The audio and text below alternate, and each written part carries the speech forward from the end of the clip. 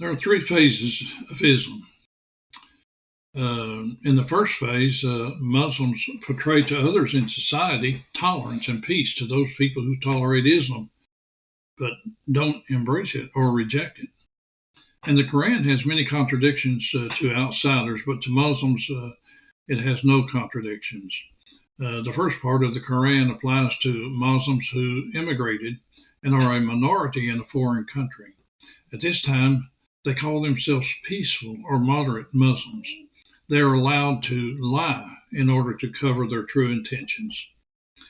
And then in the second phase of Islam, Muslims use the shorter chapters near the back of the Quran. These chapters supersede the earlier chapters of the Quran that were used when they were a minority group in a foreign country. This second phase applies to Muslims who are becoming a majority in a neighborhood, a city, or a region. Muslims are then required to institute a political system that does away with the country's present laws.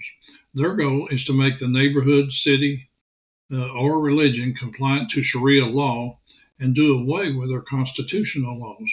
The Muslim goal is to change all governments to Sharia law.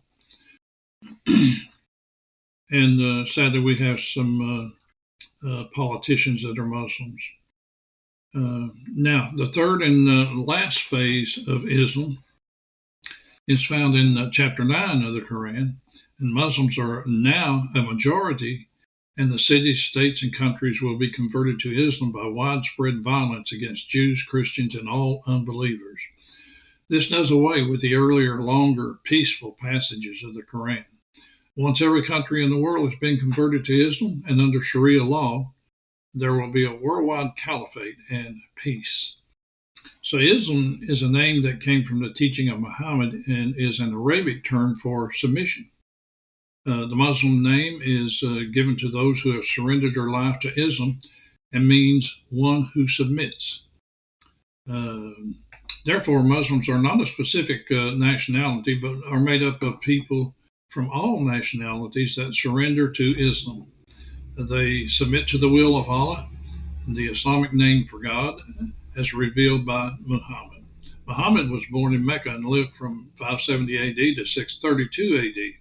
And Muhammad means the one who is praised. And he claimed he was a prophet that would restore the true religion throughout the world. Islam is divided into sects.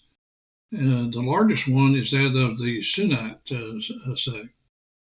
These accept the four caliphs in succession from Muhammad and no others.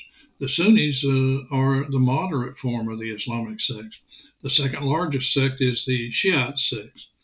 The Shiites have a more liberal interpretation of Islam compared to the Sunnis. They have more militant, a lot more militant and fanatical.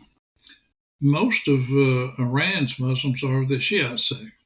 The Ahmadiyyan sect, if I say that right, is a small sect that was begun in the 1800s. The mystical sect of Islam is the Sufis, and they are rejected by some of the conservative Muslims. Muslims believe that Allah is the only true God. They do not believe in the Trinity, nor do they believe that Jesus was the Son of God, nor God.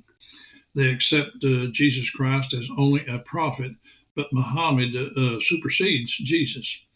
Christians believe that Jesus died to pay for their sins, but Islam says that Christ did not atone for anyone's sins, but agree that Jesus was sinless.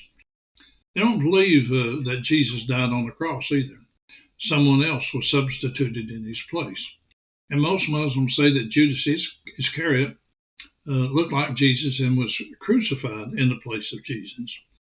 The writings say that Jesus was taken bodily into heaven without having died. And that's in Surah 4:157. Muslim salvation is one of works and faith. There are two ways to escape the judgment of Allah.